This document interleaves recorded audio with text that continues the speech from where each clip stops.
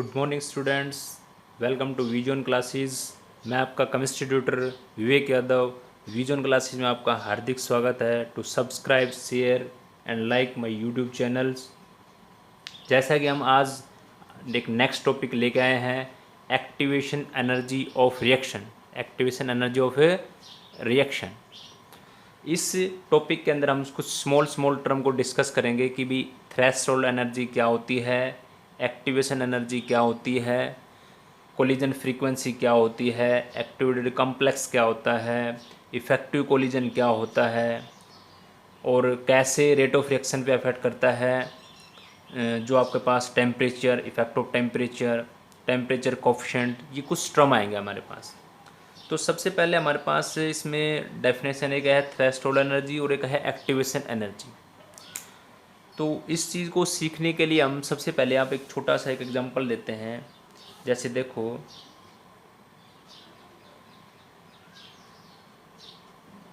ये यहाँ पे हमने दो डायग्राम बना रहे हैं थोड़ा।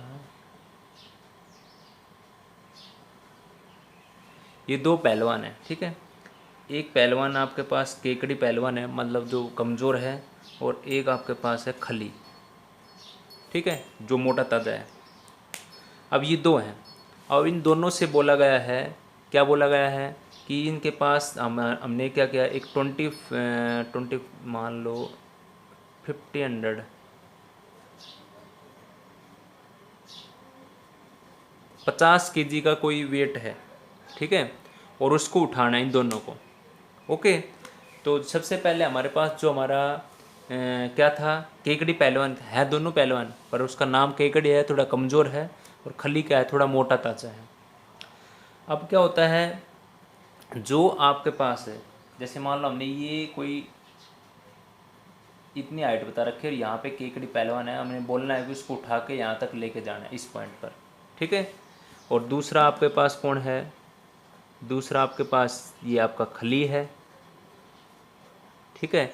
इस खली को भी क्या करना है, इसको भी इस वेट को इस हाइट तक ले जाना। मान लो हमने हाइट बता दी 5 मीटर, 5 मीटर दोनों के लिए हाइट बता दी। ओके, अब क्या होता है कि केकड़ी पहलवान अपनी तरफ से पूरी कोशिश करता है और वो यहाँ तक लेके जाता है, उस वेट को उठा लिया और यहाँ तक ले गया। अच्छा, फिर हमने क्या किया भाई, यहाँ तक ले जाना, पर में मैक्सिमम हाइट यहाँ पे थी 5 मीटर, यहाँ तक लेके जाना था, तो यहाँ नहीं लेके जा पाया वो। तो हमने क्या किया, उसको थोड़ी सी मदद दी, थोड़ा सा अपनी तरफ से कुछ एनर्जी दी ताकि वो यहाँ तक लेके जा सके। तो थोड़ी मदद की उसको ज़रूरत पड़ी और फिर वो यहाँ तक इसको लेके चला गया। ओके, अब नंबर आया खली का। खली ने भी ऐसे ही काम किया, खली ने यहाँ तक उठा के ले गया वो, बट वो भी जो मैक्सिमम हाइट है वहाँ तक नहीं पहुँच पाया, तो उसको भी थोड़ी सी एनर्जी की ज़रूरत पड़ी। इसको ज़्यादा थी, उसको कम पड़ी। ओके, तो ये जो दो मैं एग्जांपल बता रहा हूँ उसी को मैं लिंक करूँगा अपने टॉपिक से। कैसे लिंक करेंगे, देखो मैंने लिखा है थ्रेशोल्ड एनर्जी। थ्रेशोल्ड एनर्जी वो क्या है, एक टाइप की मिनिमम एनर्जी। जैसे भाई खली के पास भी अपनी कुछ मिनिमम एनर्जी थी साइड तक ले जाने के लिए, और ऐसी ही एनर्जी आपके पास किसके पास है, केकड़ी पहलवान के पास भी जो मिनिमम एनर्जी है। इसका मतलब दोनों काम तो दोनों ने किया है ना, उस वेट को उठाने के लिए। इसी तरह रिएक्टेंट मॉलिक्यूल हैं, वो भी कोलिजन करने के लिए अपने अंदर कुछ ना कुछ मिनिमम एनर्जी रखते हैं, उसी को बोलते हैं थ्रेशोल्ड एनर्जी। तो देखो क्या है, threshold energy, the minimum energy that the reacting molecule must possess in order to undergoes effective collision to form a product. कि भी वो मिनिमम एनर्जी जो किसके पास है, आपके रिएक्टिंग मॉलिक्यूल के पास, जिससे वो क्या करना चाहता है, जिससे वो एक इफेक्टिव कोलिजन करके एक प्रोडक्ट की फॉर्मेशन करे। अब ये तो नहीं है कि भाई दोनों ने हाइट तक नहीं लेके गए, काम तो दोनों का था ना, बट ये हो गया भाई इस ये कम हाइट तक ले जा पाया है और वो ज़्यादा हाइट तक लेके पाया, बट मिनिमम एनर्जी तो है नहीं इसके पास, केकड़ी पहलवान के पास भी है और खली के पास भी है, ठीक है। तो उसी को बोलते हैं थ्रेशोल्ड एनर्जी। ओके, ये बात समझ में आ गई, ये फर्स्ट पॉइंट। उसके बाद हम आते हैं नेक्स्ट पॉइंट पे, एक्टिवेशन एनर्जी। ये क्या है, एक minimum extra amount of energy absorb by the reactant molecule. ये जो एक minimum extra amount of energy absorb किया, मतलब जैसे हमारा रिएक्टेंट मॉलिक्यूल ये था और उसको हमने कुछ मिनिमम एनर्जी जो दी थी, क्योंकि हमारा मेन काम था यहाँ तक पहुँचना। यहाँ पे मेरी है जैसे थ्रेशोल्ड वैल्यू या थ्रेशोल्ड एनर्जी यहाँ आएगी हमारे पास। तो ध्यान रखेंगे हमें इस साइड तक पहुँचना था, तो क्या करेगा, रिएक्टिंग मॉलिक्यूल ने कुछ एनर्जी अब्जॉर्ब की तभी तो ऊपर तक पहुंच पाया है आपके पास। तो वही हमने लिखा है कि minimum extra amount of energy absorb by reacting molecule, so their energy become, ताकि उसकी एनर्जी किसके इक्वल हो जाए, थ्रेशोल्ड वैल्यू के इक्वल हो जाए। थ्रेशोल्ड वैल्यू क्या हो जाए, इक्वल हो जाए, उसको बोलते हैं एक्टिवेशन एनर्जी। एक्टिवेशन एनर्जी को इस सिंबल से रिप्रेजेंट करते हैं। ई का मतलब एनर्जी, ए का मतलब एक्टिवेशन, तो एक्टिवेशन एनर्जी का सिंबल है ई ए। या आप ये भी बोल सकते हो, एक्टिवेशन एनर्जी की डेफिनेशन ये भी हो सकती है, activation energy is defined as the energy difference, the energy difference between किसका, थ्रेशोल्ड एनर्जी और average kinetic energy of the reactant, average kinetic energy of the reactant. कि भाई एक्टिवेशन एनर्जी एक एनर्जी का डिफरेंस है। किसका डिफरेंस है भाई, अगर मैं थ्रेशोल्ड एनर्जी में से, थ्रेशोल्ड आपकी एनर्जी में से सब्ट्रैक्ट कर दें average kinetic energy of reactant, तो हमारे पास क्या आ जाएगी आपकी, क्या आ जाएगी आपकी, एक्टिवेशन एनर्जी आ जाएगी। तो ये तो हमने दोनों की डेफिनेशन सीखी है। अब हम इस एक ग्राफ से आपको और आइडेंटिफाई करते हैं। तो जैसे देखें, ये ग्राफ हमारे पास है,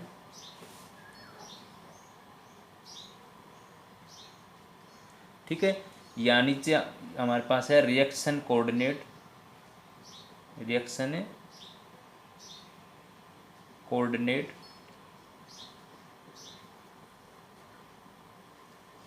मतलब आपकी रिएक्शन इधर प्रोसीड करेगी।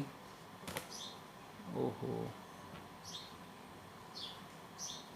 और इस तरह आपके पास है पोटेंशियल एनर्जी, इधर आपके पास है पोटेंशियल एनर्जी। ओके, तो ये दो एक्सिस हैं आपके पास। अब आपके पास यहाँ पे हम एक लाइन ड्रॉ करेंगे, एक लाइन यहाँ ड्रॉ कर दी, और यहाँ पे हमने नोटेशन किया जैसे मेरी रिएक्शन ऐसे चलेगी है,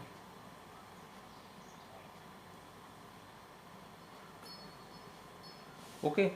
और ये मेरे पास है ई आर, और ये मेरे पास है E P, E P, okay. और एक लाइन यहाँ ड्रा करेंगे, एक लाइन ऊपर से नीचे तक यहाँ तक, और एक लाइन ये आ जाएगी आपके पास, ये आपके पास है डेल्टा एच, ठीक है। और ये जो आपके पास है, ये जो नोटेशन यहाँ पे हमने लिख दिया ई ए, ई ए का किसको रिप्रेजेंट करेगी, एक्टिवेशन एनर्जी को। थोड़ा इस लाइन को ऊपर ड्रॉ करेंगे, ये आपके पास क्या, आपकी थ्रेशोल्ड एनर्जी,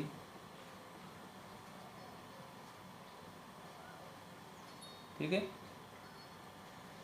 ये एक्टिवेशन एनर्जी होगी। ई आर देखो यहाँ पे मैंने लिखा ई आर, ये है आपके पास energy of reactant, energy of reactant, ठीक है। और ई पी का मतलब होता है एनर्जी ऑफ प्रोडक्ट, जैसे यहाँ पे पी कर देंगे तो एनर्जी ऑफ क्या हो जाएगा, प्रोडक्ट हो जाएगा आपके पास, ओके ओके। अच्छा, ये रिएक्टेंट का, ये प्रोडक्ट का आपके पास, ये आपके पास क्या है, ये एनर्जी इवोल्व है, ये जो डेल्टा एच हमने लिखा, एनर्जी इवोल्व जो ये आपके पास वो है, ओके। अब देखो इस, और इस पॉइंट को भी हम यहाँ पे बोल देते हैं, इस पॉइंट को बोल देते हैं एक्टिवेटेड कॉम्प्लेक्स, एक्टिवेटेड कॉम्प्लेक्स, या इसको बोलेंगे एनर्जी बैरियर। यहाँ पे एक्टिवेटेड कॉम्प्लेक्स बना है, या इसी को बोलेंगे एनर्जी बैरियर, एनर्जी बैरियर आपके पास, ओके। कि यहाँ से आपके रिएक्शन, जैसे ये रिएक्टेंट था, ये गया आपके पास, जो मान लो आपके पास पहले मिनिमम एनर्जी यहाँ तक पहुँचा वो, फिर उससे रिएक्टेंट मॉलिक्यूल ने कुछ एनर्जी अब्जॉर्ब की और वो कहाँ पे पहुँच गई, थ्रेशोल्ड वैल्यू के बराबर पहुँच गया। फिर वो क्या हो गया आपके पास, डाउनवर्ड आया आपके पास नीचे, तो ये रिएक्टेंट से क्या बन गया आपके पास, प्रोडक्ट की फॉर्मेशन। तो इसने हमने इस लाइन को देखते हुए यहाँ पे लाइन ड्रॉ कर ली, और ये रिएक्टेंट के कोरस्पोंडिंग यहाँ पे, तो ये जो लाइन है, ये जो नोटेशन है, वो आपका है एक्टिवेशन एनर्जी आपकी। और ये आपके पास जब रिएक्टेंट और प्रोडक्ट में से कितनी एनर्जी इवॉल्व हुई, क्योंकि जब आपके पास रिएक्टेंट मॉलिक्यूल है उसके बॉन्ड ब्रेक होंगे, प्रोडक्ट के अंदर मॉलिक्यूल फॉर्म होंगे, तो एनर्जी क्या होगी आपकी, इवॉल्व होगी, एनर्जी क्या होगी आपकी, इवॉल्व आपके पास, ठीक है। तो ये आपके पास वो रिप्रेजेंटेशन होगी। और ये आपके पास आपका ये क्या बन गया, आपका ये प्रोडक्ट है इधर, और यहाँ पे क्या चले थे आप, यहाँ पे क्या था आपका रिएक्टेंट था, क्या था आपका रिएक्टेंट था, ठीक है। तो ये डायग्राम जो हमें आइडेंटिफाई कर रहा है, और एक ध्यान रखेंगे ये जो डायग्राम आपके पास है किसी भी ग्राफ के अंदर अगर रिएक्टेंट जैसे यहाँ पे और प्रोडक्ट नीचे की तरफ आ रहा हो तो वो डायग्राम होता है एक्जोथर्मिक रिएक्शन का। ये किस टाइप का है? एक्जोथर्मिक रिएक्शन, एक्जोथर्मिक रिएक्शन का। और अगर मान लो डायग्राम ऐसे होता मेरे पास, ये मेरा रिएक्टेंट होता और डायग्राम यहाँ पे रुक जाता है ऐसे, तो यहाँ पे मेरा ई आर है और ये मेरा ई पी बन जाता। ये क्या बन जाता मेरा? ई पी, ठीक है। और फिर हम यहाँ पे ऐसे लाइन ड्रॉ करते, तो ये देखो यहाँ से यहाँ तक का तो आपके पास क्या है आपका वो, जैसे मैं थोड़ा ऊपर लिख देता हूँ यहाँ पे, ये तो हमारा है ई पी, ये तो क्या आपका ई पी हो गया आपके पास, ठीक है। तो ये तो हो गया आपका डेल्टा एच, ये तो क्या होगा आपका डेल्टा एच हो गया। और यहाँ से लेकर यहाँ तक ये देखो, ये डॉटेड लाइन से ऊपर ये आपकी क्या होगी? Activation energy. ये क्या हो जाएगा आपकी एक्टिवेशन एनर्जी। तो इस टाइप का जिसमें लाइन ई आर से ऊपर ही रुक जाती है ना ऐसे, वो ग्राफ होता है एंडोथर्मिक का। ये एंडोथर्मिक का होता है, ठीक है। और जिसमें लाइन ई आर से नीचे आती है, ईपी की लाइन, जैसे ई आर से नीचे ईपी की लाइन, तो वो एक्सोथर्मिक का है और वो एंडोथर्मिक का ग्राफ है।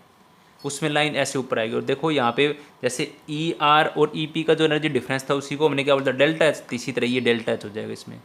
और ये इस ऊपर हम जो आइटम यहाँ से लेकर और ये ई पी तक यहाँ पर आपके पास क्या हो जाएगी? आपकी एक्टिवेशन एनर्जी। तो वो एंडोथर्मिक का है, ये एक्सोथर्मिक का ग्राफ है, ठीक है। तो ध्यान रखेंगे जो मिनिमम एनर्जी होती है किसके, मिनिमम एनर्जी किसके पास है? रिएक्टेंट मॉलिक्यूल के साथ, जिससे वो क्या करना चाहता है? इफेक्टिव कोलिजन करना चाहता है, जिससे क्या बने? प्रोडक्ट की फॉर्मेशन बने, उसको बोलते हैं थ्रेशोल्ड एनर्जी। और एक्टिवेशन एनर्जी क्या है? एनर्जी डिफरेंस बिटवीन किसका है? थ्रेशोल्ड एनर्जी और एवरेज एनर्जी किसकी है? Average kinetic energy of A reactant, average kinetic energy of A reactant आपके पास, ओके। और ये हमारे पास दो ग्राफ आए हैं बेटा, ये वाला एक्सोथर्मिक का है और वो एंडो। कहने का मतलब इसमें अगर ध्यान रखेंगे एक्सोथर्मिक के अंदर E P is greater than E R, E P is greater than E R. और इसके अंदर क्या हो जाएगा आपके पास? ध्यान देंगे इसमें, यहाँ देखो एक बन के लिए, तो यहाँ आप ध्यान देंगे अगर मैं बात करता हूँ इस एक्सोथर्मिक ग्राफ के बारे में, तो डेल्टा एच क्या है? ई पी माइनस में E R, E P minus में ई आर। और बेटा एक्सोथर्मिक ग्राफ के अंदर ये डेल्टा एच की वैल्यू क्या आएगी? नेगेटिव आएगी। डेल्टा एच की वैल्यू क्या आएगी आपके पास? है नेगेटिव वैल्यू आएगी, ठीक है। क्योंकि क्यों आएगी ये नेगेटिव वैल्यू? क्योंकि एक्सोथर्मिक रिएक्शन वो होती है जिसमें एनर्जी क्या होती है बेटा? रिलीज होती है। एनर्जी क्या होती है? रिलीज होती है आपके पास, ओके। तो ये था हमारे पास ये ग्राफ। अब चलो मान लो थोड़ा स्मॉल ग्राफ था, इसी को एंडो का और बना लेते हैं यहीं पे हम। ये एक्सोथर्मिक का सभी को कंप्लीट समझ में आ गया। अब हम करते हैं, जैसे वो एंडो का मैंने बना रखा ना, पर थोड़ा स्मॉल है, इसको थोड़ा बिग कर लेते हैं यहाँ पे ही। तो देखें यहाँ पे,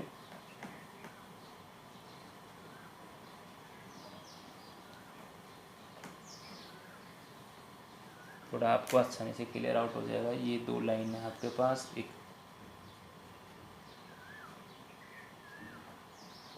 तो इस ग्राफ के अंदर ऐसे होगा, ये इस टाइप से बनता है, ठीक है।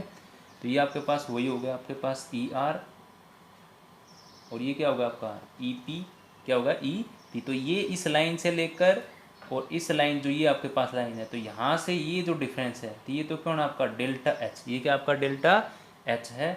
और इस लाइन से लेकर यहाँ तक ये आपकी कौन है? आपकी ये आपकी है एक्टिवेशन एनर्जी। क्या आपकी एक्टिवेशन एनर्जी। और यहाँ पे वही आपके पास ये एनर्जी बैरियर है, और यहाँ पे क्या बनता है आपका? एक्टिवेटेड कम्प्लेक्स, एक्टिवेटेड कम्प्लेक्स बनेगा आपका, ठीक है। और ये जो ये किस कौन आपकी? थ्रेशोल्ड एनर्जी, थ्रेशोल्ड एनर्जी, ठीक है। तो इस थ्रेशोल्ड वैल्यू की इक्वल हो जाता है। और ध्यान रखेंगे इसमें ये इधर आपके पास कौन है? वो ये आपका रिएक्शन कोऑर्डिनेट, और यहाँ पे आपका क्या है? पोटेंशियल एनर्जी, ठीक है। और एक बात ध्यान रखेंगे, इसके अंदर जो डेल्टा एच आएगा वो क्या आएगा? जैसे ई पी माइनस में E R, E P minus में ई आर। तो इसके अंदर जो वैल्यू आएगी, क्योंकि ये कौन सा ग्राफ है? एंडोथर्मिक का। कौन सा है? एंडोथर्मिक। और जिसमें एनर्जी अब्जॉर्व होती है, तो इसमें डेल्टा एच की वैल्यू क्या आएगी? पॉजिटिव आएगी, डेल्टा एच की वैल्यू क्या आएगी, पॉजिटिव आएगी आपके पास। ठीक है, तो ये ग्राफ जिसमें लाइन ऐसे ऊपर हो ना, तो वो आपके पास क्या है, इरेक्टेंट से ऊपर हो ऐसे, तो वो तो एंडोथर्मिक का है, और नीचे होती है उसमें वो क्या है, ई आर से नीचे आए अगर ई पी की लाइन यहाँ पे, तो वो आता है एक्जोथर्मिक का। ओके, तो ये दोनों ग्राफ हमने आसानी से इजी तरीके से सीख चुके हैं। अब हम करते हैं नेक्स्ट में जो हमारे पास कुछ और पॉइंट है वो डिस्कस करते हैं, जैसे एक्टिवेटेड कम्प्लेक्स की डेफिनेशन क्या होती है वो देखते हैं। तो यहाँ ध्यान देंगे, नेक्स्ट हमारे पास है एक्टिवेटेड कम्प्लेक्स, एक्टिवेटेड कम्प्लेक्स आपके पास। ठीक है, तो एक्टिवेटेड कम्प्लेक्स क्या होता है, the arrangement of atom corresponding energy maximum, corresponding energy maximum, जो किस में वो मैक्सिमम होती है, जो आपने नोटेशन की थी threshold energy during the course of A reaction. यही तो क्या था इसमें, भाई दो कोऑर्डिनेट थे आपके पास, तो ऐसे लाइन ड्रॉ कर रखी थी आपने, तो यहीं पे तो क्या बता रहे थे आप, एनर्जी बैरियर या एक्टिवेटेड कम्प्लेक्स, और जो ये कौन सी थी, यही तो एनर्जी मैक्सिमम थी आपके पास, कि भाई एक ऐसा arrangement of atom corresponding energy maximum, जिसमें मैक्सिमम हाइट तक पहुंच जाए आपकी ये, तो उसको क्या बोलते हैं हम, एक्टिवेटेड कम्प्लेक्स। या इसको किसी बुक के अंदर या हायर क्लास में पढ़ोगे तो वहाँ पे ट्रांजिशन स्टेट से भी रिप्रेजेंट करते हैं, ये फर्स्ट ट्रांजिशन स्टेट है, जैसे कुछ ग्राफ आपको हायर क्लास में जाओगे ना तो ऐसे मिलेंगे इस टाइप से ऐसे, तो एक ट्रांजिशन स्टेट ये है, एक ट्रांजिशन स्टेट ये है आपके पास। तो इनसे कई बार आपसे पूछ लेगा वो आपसे कि ये कौन सा ग्राफ है, पहला स्टेप एक्सोथर्मिक है या एंडोथर्मिक है। जैसे देखो, मान लो मैंने यहीं पे करता हूँ मैं, जैसे मैंने ऐसे किया, ये ऐसे हो गया मेरे पास, फिर मेरे पास ऐसे आ गया, तो देखो पहला स्टेट में ये ई आर है और ये क्या आपका ई पी है, तो ई आर से ई पी ऊपर है, तो इसका मतलब पहला स्टेप कैसा है, एंडो। फिर देखो ये ई आर है, क्योंकि अब ये ई आर बन जाएगा और ये क्या बन जाएगा, ई पी, तो दूसरा स्टेप क्या बन जाएगा मेरे पास, एक्जो, दूसरा क्या बन जाएगा, एक्जो। तो इस टाइप से कंपटीशन में ग्राफ देखे क्वेश्चन पूछ लेता है आपका कि जैसे ये यहाँ से चले रिएक्टेंट से ये प्रोडक्ट बन गया इसका, तो ये तो ई आर से ऊपर है ना ई पी, तो वो कौन सा होता है, एंडोथर्मिक का। और फिर ई आर से ये अब इसका ई आर बन गया, क्योंकि यहाँ से इसका रिएक्टेंट बन गया और ये इसका प्रोडक्ट बन गया, तो इसके अंदर ई पी नीचे आ रहा है, प्रोडक्ट नीचे आ रहा है, तो इसका मतलब किसका होगा, ये एक्जोथर्मिक का। तो ऐसे पूछ लेता है आपसे। और ये देखो इसमें एक ट्रांजिशन स्टेट ये है और एक ये है, दो ट्रांजिशन स्टेट की फॉर्मेशन हो रही है। ओके, तो ये बात ध्यान रखेंगे। तो हमने अब बताया भी एक्टिवेटेड कम्प्लेक्स की डेफिनेशन ऊपर आपको। दूसरा, एक्टिवेटेड कम्प्लेक्स जब बनता है आपके पास, जैसे मान लो आपका रिएक्टेंट मोलिक्यूल है, ये H और H है, ये एक I और I है, तो एक्टिवेटेड कम्प्लेक्स के अंदर दोनों करेक्टर होते हैं, पार्शली रिएक्टेंट करेक्टर भी होता है और पार्शली प्रोडक्ट करेक्टर भी होता है। क्योंकि जब ये रिएक्टेंट है, ये इधर क्या आपका रिएक्टेंट है, तो ये H का बॉन्ड क्या होगा, ऐसे ऐसे ब्रेक होगा।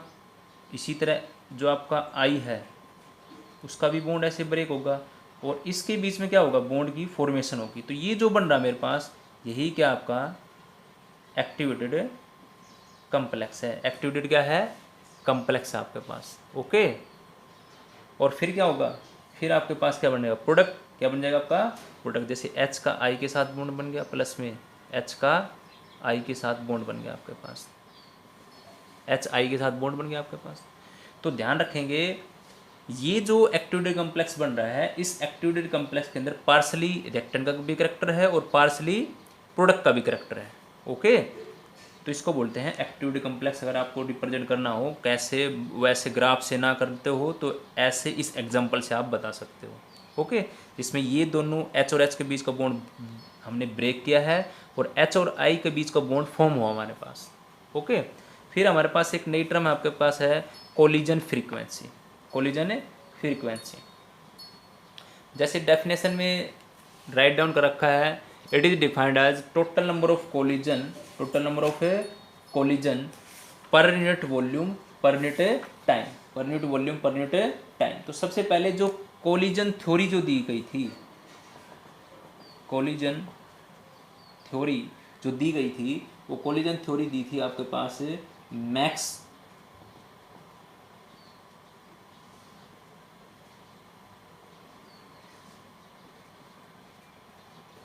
और मैक्स टॉर्च और Williams Lewis, William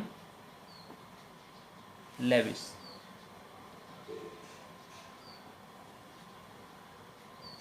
max Trautz TRAUTZ है ये, और विलियम लेविस इसने दी थी ये, ठीक है।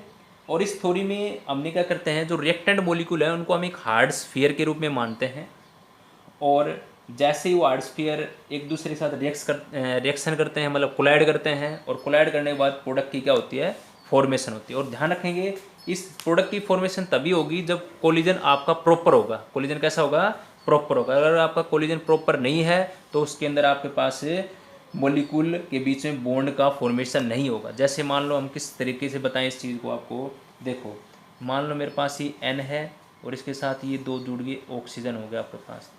एक मेरे पास जैसे एक रिएक्टेंट के अंदर एक ये NO2 हो गया, एक और दूसरा भी ऐसी तरह है N, ये O और O हो गया, तो इसमें मैंने ऑक्सीजन दिखा दिया, ठीक है। तब NO2 मॉलिक्यूल अप्रोच करेंगे, मॉलिक्यूल क्या करेंगे आपके पास है, ये NO2 और NO2 मॉलिक्यूल क्या करेंगे, अपने आप में अप्रोच करेंगे, दूसरे के पास आएंगे, तो क्या होगा, उसके अंदर कोलिजन होगा। ये मैंने लिख दिया N, अब इसके अंदर ये कोलिजन होगा, इसके अंदर ये इधर O है, O है, O है, O है, एक दूसरे के बीच में क्या होगा, यहाँ पे ये होगा कोलिजन आपके पास, एक दूसरे के पास नज़दीक आएंगे, क्या होगा, इनके अंदर कोलिजन होगा। अब कोलिजन अगर ये प्रॉपर है, कोलिजन कैसा है, प्रॉपर है, कोलिजन आपके पास क्या है, प्रॉपर है, प्रॉपर है तो बॉन्ड फॉर्मेशन हो जाएगा। तो क्या बन जाएगा, ये N और N के साथ जुड़ जाएगा, और यहाँ पे क्या जुड़ जाएगा, इसका OO, इसका OO, तो तभी तो एक प्रोडक्ट बनता है N2O4 आपके पास। और अगर कोलिजन आपका प्रॉपर नहीं हुआ तो क्या होगा, ये क्या हो जाएंगे, सेपरेट ही रह जाएंगे। क्या रह जाएंगे, सेपरेट। जैसे NO2 थे, तो ऐसे ही प्रोडक्ट के अंदर क्या हो जाएगा, NO2 ही रहेगा वो। इन प्रॉपर कोलिजन में वो क्या नहीं करेंगे, वो आपके पास कंबाइन नहीं होंगे। प्रॉपर कोलिजन में अगर कोलिजन आपका इफेक्टिव है तभी आपके पास क्या करेंगे, वो कंबाइन होकर प्रोडक्ट की फॉर्मेशन करेंगे। तो हमने बताया कोलिजन फ्रीक्वेंसी क्या है, कि वे total number of collision per unit volume per unit time. भाई पर्टिकुलर किसी वॉल्यूम के अंदर तो लेंगे ना उसको, और उसके अंदर जो आपके पास हो रहा है कोलिजन, उसको बोलते हैं कोलिजन फ्रीक्वेंसी। और इस कोलिजन जो फ्रीक्वेंसी है इसको हम कैसे रिप्रेजेंट करते हैं वो अभी बताते हैं। जैसे मान लो ये रिएक्शन हुई हमारे पास, तो देखो भाई रेट ऑफ रिएक्शन को मान लो एक्स ऐसे लिख दिया, dx/dt, तो आपके पास मैंने लिखा ZAB इंटू में F आपके पास, ठीक है। तो ध्यान रखेंगे ये जो आपके पास ZAB लिखा, ये आपके पास क्या है, कोलिजन फ्रीक्वेंसी। ये क्या आपका कोलिजन फ्रीक्वेंसी, दो आपके पास मॉलिक्यूल थे AB, और ये है फ्रैक्शन ऑफ मॉलिक्यूल। अब ये तो है कि जब भी आपके पास कोलिजन होगा तो ये तो है नहीं कि भी मान लो आपने 100 मॉलिक्यूल है आपके पास, ठीक है। जैसे मान लो या ऐसे कर लो भाई 10 ये है और 10 ये है, तो ज़रूरी नहीं है कि 10 के 10 एक दूसरे के साथ टकराएं। ऐसा हो सकता है रेशो भाई 8 9 के साथ टकरा सकते हैं, या 7 5 के साथ टकरा सकते हैं, ठीक है। तो जो इसलिए हमने इसके साथ F मल्टीप्लाई किया है, वो F बताएगा कि फ्रैक्शन ऑफ मॉलिक्यूल। भाई जब आपने कोलिजन, इनका इफेक्टिव कोलिजन हुआ, प्रॉपर कोलिजन हुआ, तो उसके अंदर आपके पास कुछ फ्रैक्शन ऑफ मॉलिक्यूल क्या करेंगे, रिएक्ट करके आपके पास क्या करेंगे, प्रोडक्ट की फॉर्मेशन करेंगे। तो हमने लिख दिया ZAB। तो यहाँ पे ध्यान रखेंगे Z आपकी कोलिजन फ्रीक्वेंसी है ZAB, और F क्या आपकी फ्रैक्शन ऑफ मॉलिक्यूल बोलते हैं, उसको क्या बोलते हैं, फ्रैक्शन ऑफ ए मॉलिक्यूल। और ये एक काइनेटिक थ्योरी ऑफ गैस के अंदर F की जहाँ पे हम एक मान और पुट करेंगे E/RT। ये काइनेटिक थ्योरी ऑफ गैसेज में आप हायर क्लासेज में पढ़ते हो। F की जहाँ पे एक वैल्यू आती है E exponential form minus activation energy upon में RT, minus activation energy upon में RT, ठीक है। तो भाई इसको ओवरऑल टर्म को कैसे लिख देंगे हम, देखो ये लिख दें माइनस, ये तो रेट ऑफ रिएक्शन हो गया, ये आपका कोलिजन फ्रीक्वेंसी होगा, ये फ्रैक्शन ऑफ मॉलिक्यूल हो गया आपके पास, जो क्या करते हैं, कोलिजन करेंगे। कैसा कोलिजन, इफेक्टिव कोलिजन। तो इस सारी टर्म को हम ऐसे लिख देंगे, इस सारी टर्म को हमने ऐसे लिख दिया, rate is equal to ZAB E upon में RT आपके पास, ठीक है। तो ये आ गया आपके पास एक स्टेटमेंट नया बन के। तो ये थी हमारे पास कोलिजन है फ्रीक्वेंसी आपकी। तो हमारे पास एक डेफिनेशन और भी है, effective collision, collision which leads to the formation of product. भाई इफेक्टिव कोलिजन वही होगा ना जिसमें प्रोडक्ट की फॉर्मेशन होगी। जैसे हमारे पास उससे अभी जो इक्वेशन की थी मैंने कि भाई NO2 जमा NO2, NO2 जमा NO2, ये अप्रोच करेंगे तो क्या बन गया N2O4, क्या बन गया N2O4 कोलिजन होने के बाद। और अगर मान लो मेरे पास NO2 जमा NO2 ये मोलिक्यूल अप्रोच करते हैं आपके पास, और अप्रोच करने के बाद अगर इनके अंदर जो कोलिजन है वो इफेक्टिव नहीं होता, मतलब इसका प्रॉपर तरीके से कोलाइड ही नहीं होते, तो बनता ही नहीं, क्या बन जाता है ऐसे NO2 और NO2 ये अलग अलग सेपरेट, जैसे सेपरेट पहले से थे वैसे ही सेपरेट रहते हैं अलग। तो ये जो रिप्रेजेंटेशन है वो तो है इम्प्रॉपर कोलिजन। कैसा है इम्प्रॉपर, और प्रॉपर कोलिजन होता है तब प्रोडक्ट की फॉर्मेशन होती है, तो उसको बोलते हैं इफेक्टिव कोलिजन आपके पास। ठीक है, तो ये सारी चीज़ें हमने सीखी हैं आज, और ध्यान रखेंगे अब तक जो बातें हमने एक्टिवेशन एनर्जी के अंदर सीखी थी वो क्या थी। सबसे पहले हम रिएक्टेंट लेते हैं, फिर आपके पास क्या होता है रिएक्टेंट, फिर यहाँ पे आती है एक्टिवेशन एनर्जी, फिर यहाँ पे क्या बनता है आपके पास एक्टिवेटेड कॉम्प्लेक्स। मैंने उस पूरे ग्राफ को एक ही लाइन के अंदर ड्रॉ कर दिया है। फिर एनर्जी, और फिर आपके पास क्या आ जाएगा प्रोडक्ट की फॉर्मेशन, क्या आ जाएगी प्रोडक्ट की फॉर्मेशन। और एक बात ध्यान रखेंगे, अगर किसी भी रिएक्शन के अंदर मतलब रिएक्टेंट से प्रोडक्ट के अंदर अगर आपके पास एक्टिवेशन एनर्जी मतलब जो हम्प है, एक्टिवेशन एनर्जी अगर हाई है, एक्टिवेशन एनर्जी क्या है आपकी हाई है, तो एक्टिवेशन अगर एनर्जी आपकी हाई होगी तो वो रिएक्शन कैसे होगी, वो रिएक्शन कैसे होगी आपके पास स्लो रिएक्शन।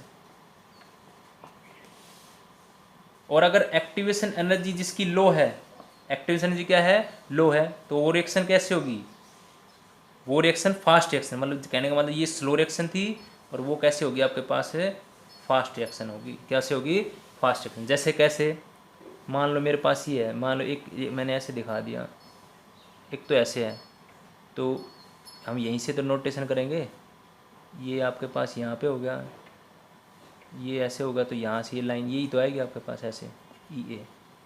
और एक मैंने तो ध्यान रखेंगे एक ऐसे कर दिया, एक और देखो, एक मैंने ऐसे कर दिया, देखो अब की बात थोड़ा उसके कंपैरिजन छोटा बनाइए इसके। तो जैसे हम यहाँ पे ये प्रोडक्ट का है, ये आपका रिएक्टेंट का है ना, ये प्रोडक्ट का ये रिएक्टेंट, ये तो आपकी डेल्टा H होगी, और ये मान लो लाइन, अभी हमने इस लाइन का कंपैरिजन कर, देखिए ये लाइन और ये लाइन, तो इसके कंपैरिजन ये वाली बड़ी लाइन है ना, और ये क्या है छोटी लाइन है। तो भाई जितनी एक्टिवेशन एनर्जी ज़्यादा ये हाई होगी तो उतनी रिएक्शन स्लो होगी, और जितनी कम होगी उतनी रिएक्शन क्या होगी आपकी फास्ट होगी, उतनी रिएक्शन क्या होगी आपकी फास्ट होगी। तो ये हमने इसके बारे में जाना। ठीक है, तो हमने ये सारी चीज़ें डिस्कस कर चुके हैं। एक आपके पास इसमें पॉइंट आता है कैटलिस्ट का, तो कैटलिस्ट का हम करेंगे कल डिस्कस, और उसी में हम आरएनएस इक्वेशन को डिस्कस करेंगे और कैटलिस्ट को भी। ठीक है, तो थैंक यू।